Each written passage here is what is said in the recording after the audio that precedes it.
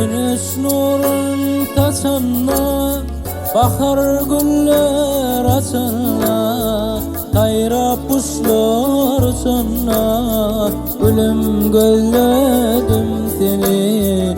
Kayra kuşlar uçanla, gülüm gözledim seni.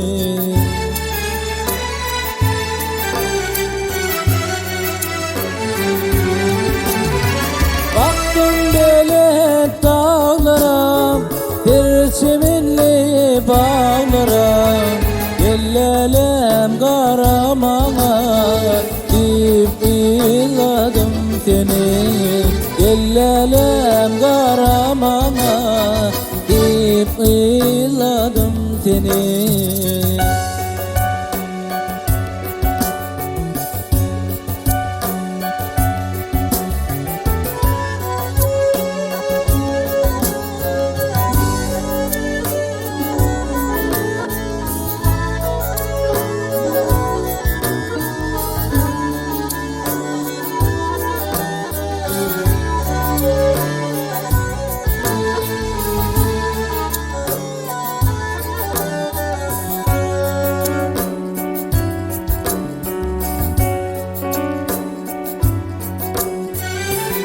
Dağlardan, yollardan, uzak illerden, gülelikli kollardan, canım gözledim seni.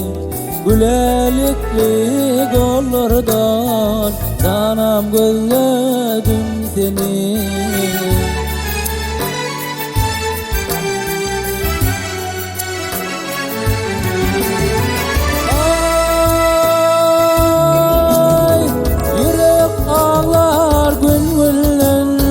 Yarım güllen nemenden, kara güller içinden, kayla gözledim seni.